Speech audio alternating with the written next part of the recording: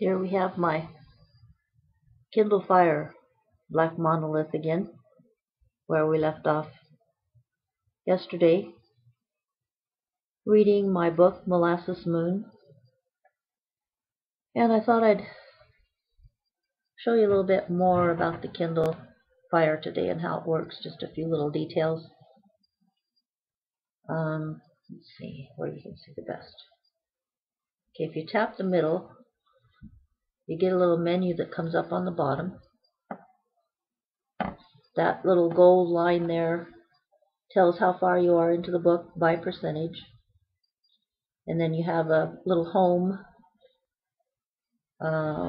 here, home key, and then the other keys down here, there's a back arrow and the capital and small letter A, and then a little, looks like a menu thing, and a search magnifying glass. Now if you hit the, let's see, I'll do the menu key. That's what this brings up. And what you can see on there is you can go to the book cover, go to various places in the book. And you also can see your notes and marks. Now I'll click on the top thing there, cover. Let's see if I can, of course I'm doing this backwards, so it's hard to tell where my finger is. Okay, I'm going to touch that cover, and that brought you right here. This is to the book cover from Molasses Moon. I'm not sure what way I can make it a little bit more visible here. It really is beautiful, fired colors, which is nice to see. For pure long-term reading, the e-ink readers are a little better. Now what I'm going to do is click on here and then go to the back arrow. Takes me back to where we were reading. And I'll show you here, if you touch the little A and big A, you'll get a menu for changing the way the font and the design looks. So you can actually change the size of the type, as well as the width of the print and the type. And you can change, you can see in the middle down there on the bottom, what I have is a black background with white print, or you can have a white background with black print, or a parchment color. For some reason I kind of like the black background, but I'll show you what the parchment looks like. So here you have the same words with a parchment background.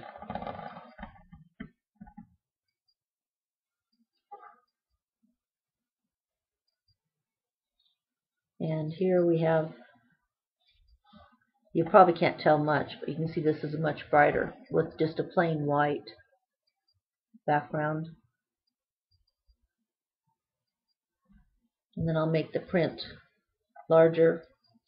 You can see that what you do there is you just touch one of the letters that would be a larger size.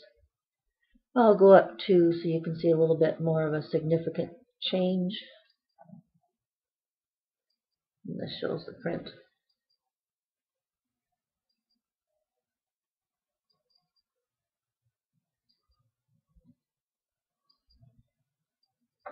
There's the line where I left off on.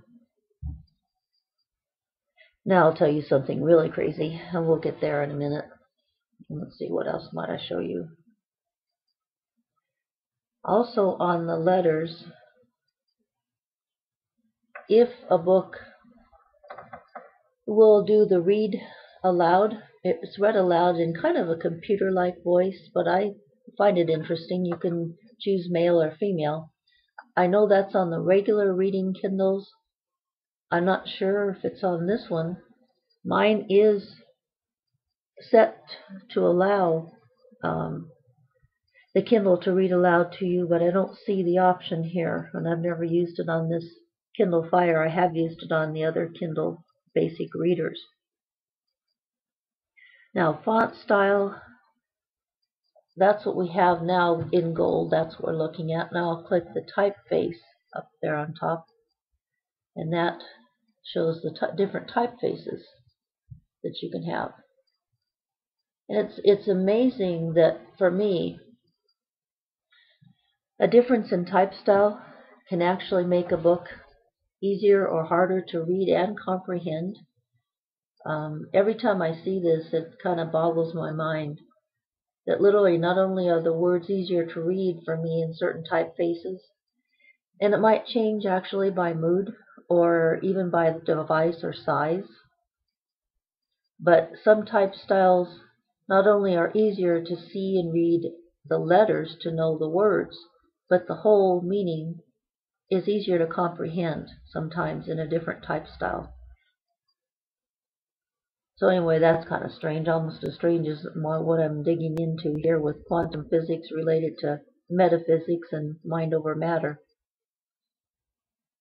And maybe it all relates. So now I think I'll go back to a little smaller type so I can have more on the page, and that means I don't have to turn the pages quite as often when I'm reading aloud, but it has to be large enough that I can see easily to read aloud. All these options here are really kind of neat. So I'm going back to font style and back to the smaller type where I was before, and back to the black background, which seems to be easier for me to read at this time. So here we are back to where we were.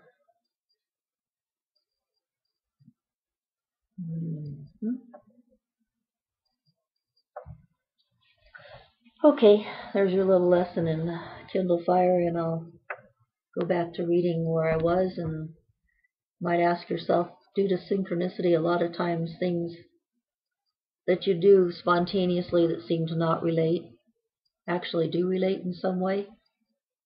So look for that every now and then, and if you want to, look for it in what's coming up next in the reading, because I don't actually remember what's coming up that I'm reading. That's one of the reasons I think I'm enjoying this so much. This current reading is it's almost new to me too, which is one of the reasons also that I stumble a lot. But it's also a reason that I think the reading might be better, more full of spirit and spark, because as I'm reading, I myself am comprehending the words in somewhat of a new sense. So I left off yesterday trying to do a really good bait to make you want to read again on this next reading now, which is 23, number 23. The last reading that I did was number 22. Of course, you know, that's just simple counting. Oh boy. So I left off, now I'll tell you something really crazy. Not only do I think we can manipulate matter, I think we can manipulate time as well. It's a capacity within the human brain. We all know the capacity isn't developed yet. When people say time is relative, they're not talking of a change in the universal clockwork pouring from the precise movement of the bodies in the universe. They're talking of time seeming to change with our personal perceptions and moods. That's nothing new. We've been moaning and groaning about time moving too slowly or too rapidly since it began. What? It's already 10 o'clock? What I want to tell you now, though, is that core time can be changed according to my budding theories and is being changed by the Earth's paradigm crystal, the new one. It's been built into the old one for a reason, an important one. But don't get all hot and bothered. I'm speaking here about the paradigm I've made up for my fictional work. I've said I've tried to make it as close as possible to what might really be true. I've said I believe it, for the time being, more or less. So what's the reason for time being changed? And how is it being changed, according to the gem story? The reason is when whomever, whatever, decided to create physical reality, he, she, it, what, all in capital letters, knew there would be a point at which the physical manifestation was hard enough. Yea, brother. At that point, it would be important to turn the tide, so to speak. It would be very important to do that. If the turning point effort failed, God forbid, and he did, but we don't always listen, reality would get so hard. That's if the turning point failed. Reality would get so hard, it wouldn't be worth keeping. Actually, it wouldn't be possible to keep it at that point anyway.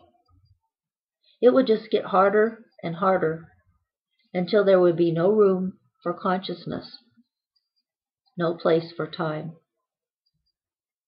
and reality would implode into nothing. Now, an aside from 2012, here you thought, and sometimes I thought, this book wasn't saying anything. Think again.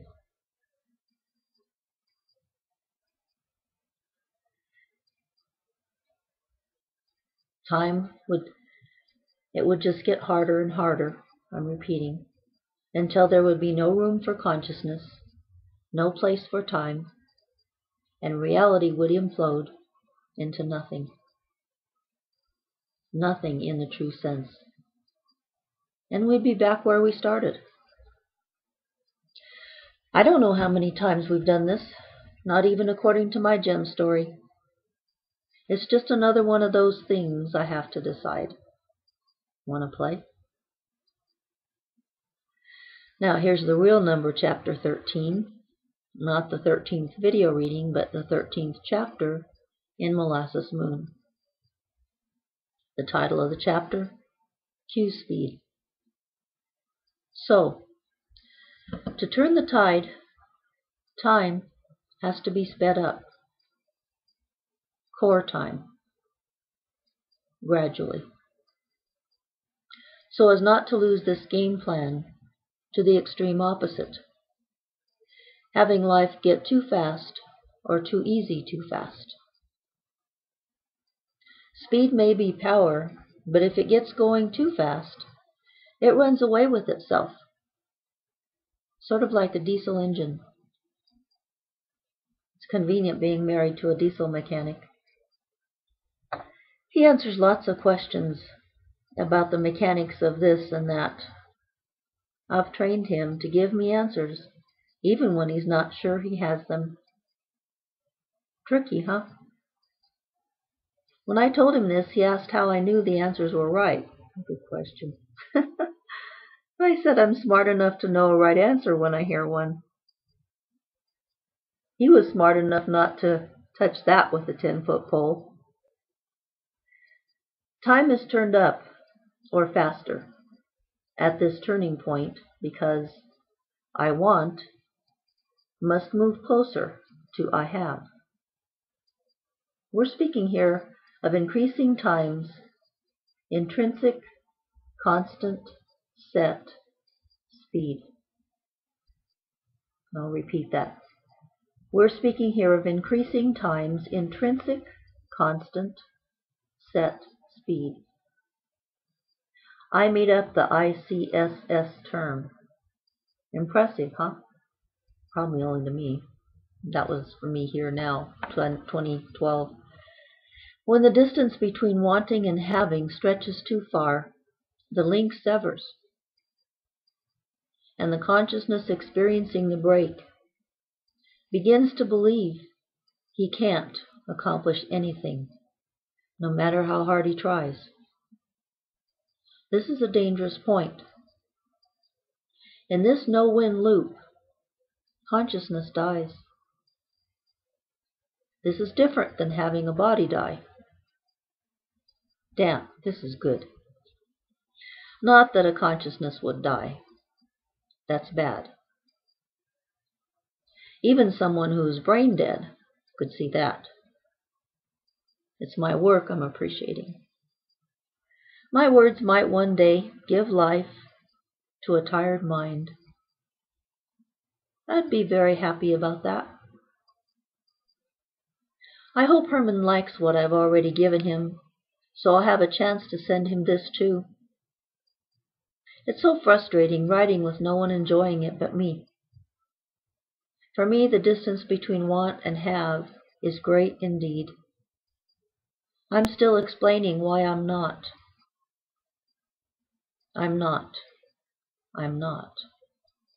brain dead yet, and how I get up and go again and again, etc. I continue to learn. Sometimes I'm down a while, but I yet believe it's possible to, as an individual, get the attention of an international conglomerate such as the Rooster, in spite of evidence to the contrary. I do believe it's possible, but it's hard, to say the least. It's their choice. Here from the future, with the information I have now, I wonder if even they have a choice. Back to the book. To that I say, I don't know what to do about it. I've made my choices. I continue to make them. With every Q I get, spelled capital Q-U-E. Cock-a-doodle-doo. More roosters, bright red. You see, at each Q point you make a choice. Most often, you don't know you made it, or don't remember making it. I don't know why these core choices are so quick and light. Unless it has something to do with how you feel when you're clean. The point of power in the present is clean.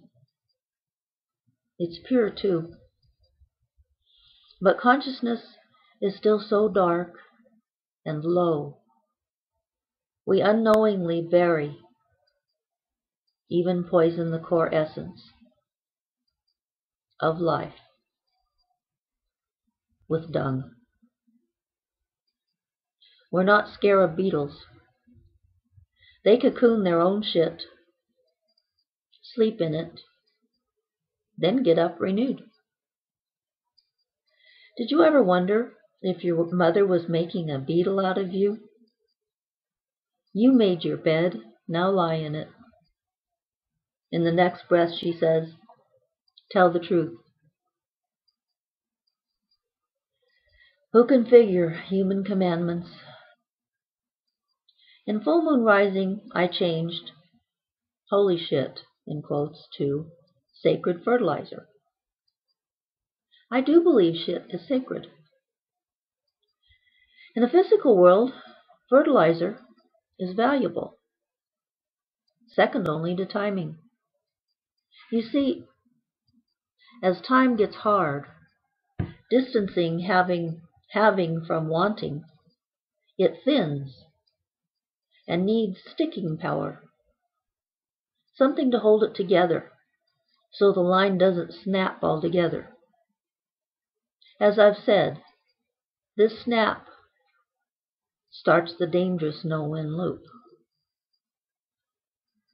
Here we see a possible contradiction in my theories. If being qualmless is being shit-free, so to speak, and if qualmlessness deletes the distance between want and have, then why would you need shit to hold the two together? It's, as I've said, a matter of matter. When matter is in the picture, shit is in the picture. So you either need to make more and more of a stink until your flowers blossom, or you need to get rid of all of it suddenly and do an instant nova to your desire. Either way works. One is the preferred method of the old paradigm, capital O, capital P. The other is the favored, much shorter path of the new, capital N. The shortest road of the new, of course, is the instant gratification path of least resistance, which the old diehards disdain. I understand their feelings. What will the hard-head wild cards do, who've spent their lives doing the impossible, when life becomes too easy? This is a good question. The nice thing about my new paradigm, capital N, capital P, is that it won't do away with choice. On the contrary, it strengthens and clarifies it. Hardship and scarcity are still options in the new paradigm for honing old-time, capital O, capital T, skills and creations. After all, we got in this mess wanting to create and perfect the hard heads and hard games of physical worlds. But we'll know they're a choice, and that at any time, if the game gets too hard, the choice can be changed. Now, isn't that nice? Talk about freedom. So which do you choose? The old hard ways as exclusive options forever? Or a new way in which we lose nothing we've gained, yet have always available the option of an easier way? Speaking of options, I decided the other day what I'm going to call evil. I told Tom what it was. We were having lunch at Wendy's. He suggested that this idea of evil would be a good ending for the book. And in fact, I have in mind to save that enlightenment for the end of the book. That's the end of this page, and I think I'll pause here. And if I click to look at the location, it's just about, the bar is just about in the middle.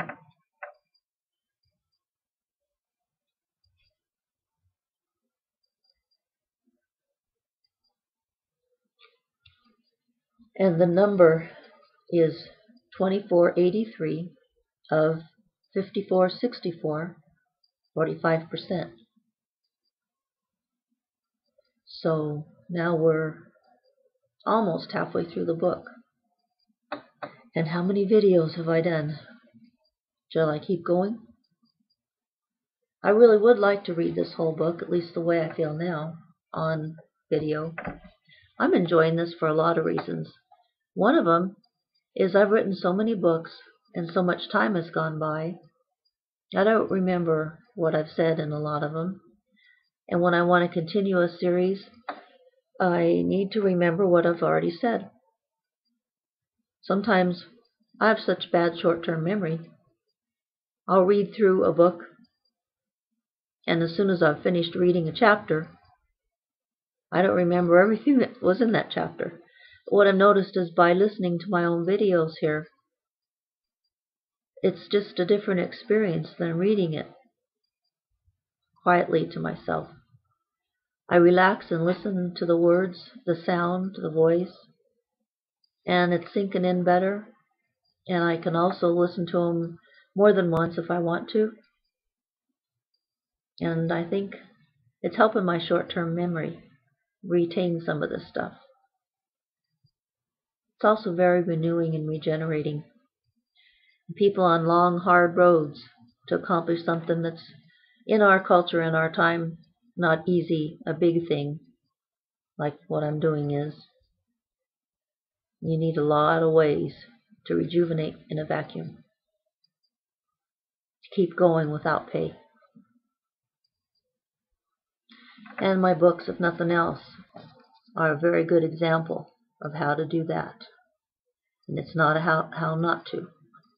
It's definitely a how to. We'll see you next time.